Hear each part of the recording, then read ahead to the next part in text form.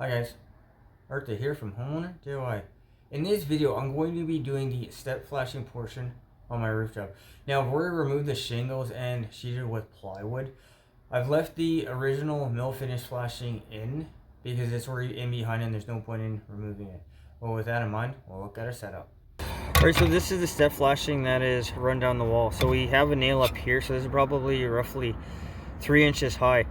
So for the step flashing that I'm going to put in, I need to be lower than this nail here, somewhere maybe around 2 inches, 2.5 inches, so I can slide in front of this step flashing that has been nailed to the material that is behind this here. So that's one thing that you're going to have to take into consideration.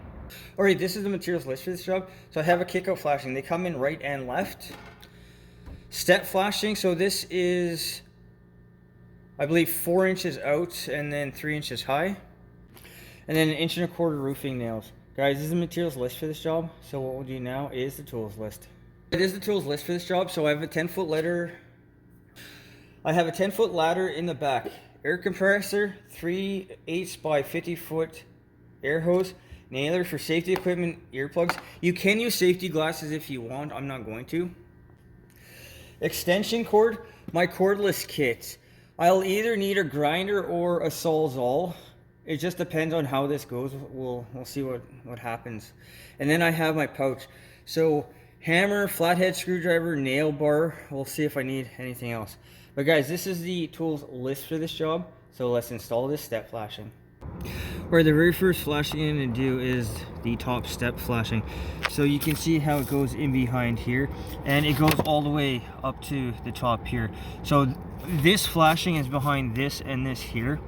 I'm not going to nail it in, but that'll be the first one in case I'm not able to get anything in behind it. I already have something in behind already.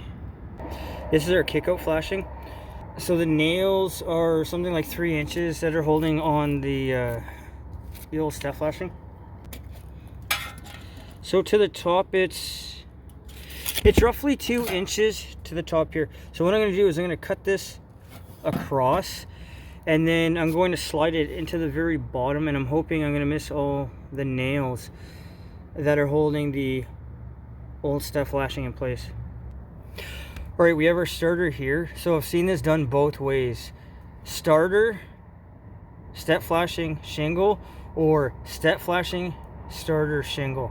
I don't think it really matters. What I'm going to do is I'm going to put my kick-out flashing, my step flashing on my starter here. So I'll cut this down, and I'm going to try to get this to come up underneath from the bottom here. Alright, so I got the kick-out flashing up underneath. So I'll put 2 nails into this here and here.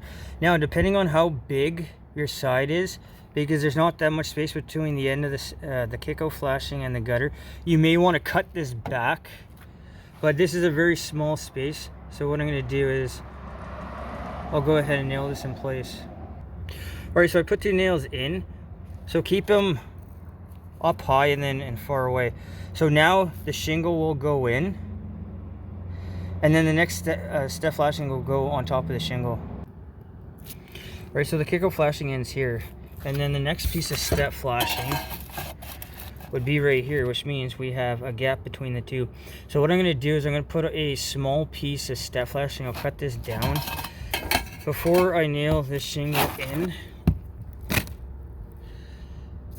This step flashing, this part will be in behind, but this part here needs to go on top here.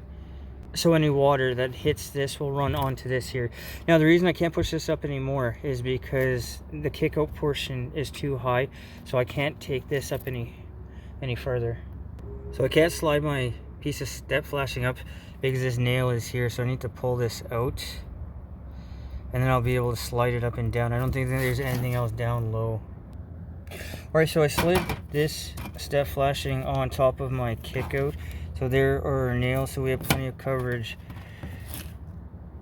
So make sure that you leave the seal strip exposed. I'll punch 2 nails into this, and make sure that you push it tight up against the wall. But I'll go ahead and put 2 nails in. Alright, with that nailed in place, this shingle can be lined up. And make sure that you're not nailing close to here. If you want to catch the very end of the step flashing, it's right about here, so something like this here. But make sure you don't have any nails too close to the very corner of the wall going up. Alright, for the next piece of step flashing, I've cut the corner off just so it doesn't catch on anything, but it looks like I can actually slip the entire thing under. So as long as there's no nails down here, you shouldn't have any issue with getting your step flashing in behind. So what I'll do is I'll go ahead and get this next piece in place. Alright, the next piece is now in place. So some people will go a little bit past the reveal down here. Other people will go flush. I would say just go flush. I think it looks better if you don't actually see the step flashing. But once again, what I'll do is I'll push this so it's tight in the back, and then put 2 nails into it here, and I'll cut out the next shingle and put it on top. Alright, so next shingle is in. It doesn't matter where you nail this shingle. Again, just stay away from the very edge over here. But the next shingle will cover everything, so as long as you're away from the edge a couple inches, you should be fine.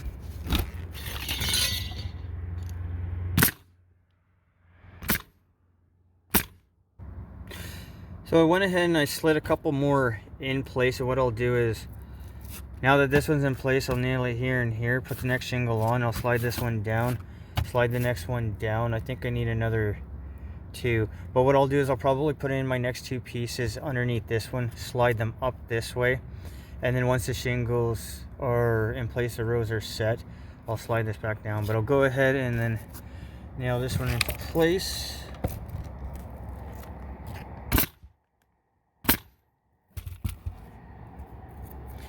And then I'll put on the next shingle. Alright, the next shingle is in, and the next step flashing will be slid on top, and you just keep repeating the process. Now, one thing, because this is a very small area here, I think it's only, looking at it, looks like it's 4 or 5 feet high. If you have a very long run, you probably want to end your shingles something like this here, where you have a channel for all the water to go down. Because this is a very small run, it doesn't really matter. But even the wood being so close here and over here, that wood is going to rot out, because that's what's going to be hit with water. Once this is all done, I may go back and cut it back a little bit and repaint it, so it's going to be protected. But you can see here the amount of rot, and it's because the wood was so close, so it's constantly getting soaked with water. This is what I was talking about in the previous step flashing video that I did, that I put all my step flashing in front of here. And keep in mind, so this step flashing will be on the inside of this. You're not going to the back side, you're going to bring this onto the inside. Just like you have this here, this one is on the inside of this one here. So any water that hits this will roll onto this one. If you go in behind, water's going to get underneath, and then you're going to have a leak. Alright, we have our next step flashing in. So again, nail here and here.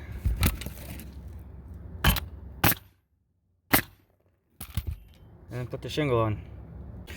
Alright, our next step flashing is in place. So again, nail this here, and then I'll finish this course. I'll go ahead and do the rest of these on my own, and then we'll come back when I'm at the top. Alright, we have our step flashing here. Now, this is our top flashing here, and then this one ends, so we have a space. So what I'm going to do is I have a piece of step flashing that I will move where it overlaps far enough up top, and then it'll overlap down here on the bottom, and that'll take care of this space here between the two. Alright, so we have our 2 nails up here. Our step flashing is in. So throw in a shingle.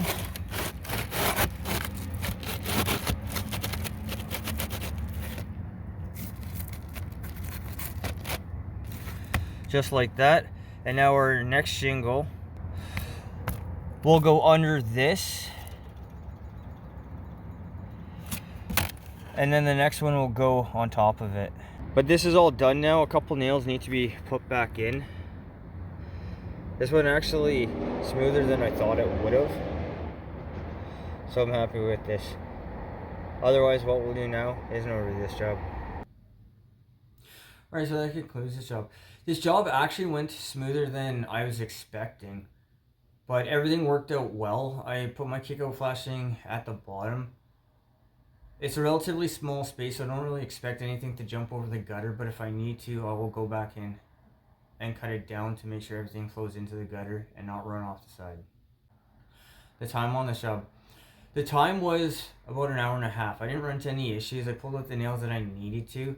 You may want to leave a bit of a space depending on how big the area that you have for water to come down. If it's a big roofed area, you may want to leave a little bit more space.